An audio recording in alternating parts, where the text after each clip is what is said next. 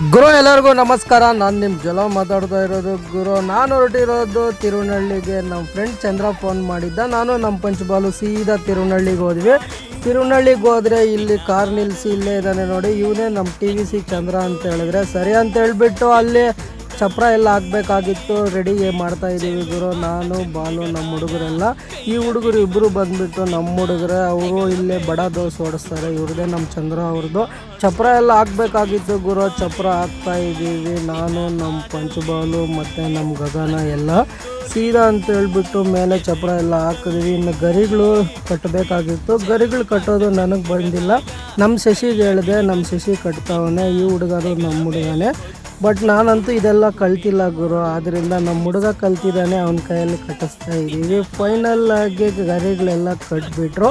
ಆ ಎಕ್ಕಂದಿರು ಇದ್ದುಕೊಂಡು ನಾವು ಹೂ ಕಟ್ತಾ ಇರ್ತೀವಪ್ಪಿ, ನಿಮ್ಮ ಕೆಲಸ ನೀವು ಮಾಡಿರಿ ಬೇಗ ಅಂತ ಹೇಳಿದ್ರು. ಸರಿನಾಗ ಆಯಿತು ಅಂತೇಳ್ಬಿಟ್ಟು ನಾವು ಚಪ್ರ ಹಾಕ್ತಾ ಇದ್ದೀವಿ. ಅಷ್ಟೊತ್ತಿಗೆ ನಮ್ಮ ಗಗನು ಬಂದ. ನಮ್ಮ ಗಗನ್ಗೆ ತೋರಣ ಕಟ್ಟು ಅಂತ ಹೇಳಿದೆ. ಅಣ್ಣ ನನಗೆ ಬರಲ್ಲ, ನೀನೇ ಬೇಕಾದರೆ ಕಟ್ಟು, ನಾನು ಸಪೋರ್ಟ್ ಮಾಡ್ತೀನಿ ಅಂತ ಹೇಳ್ದ.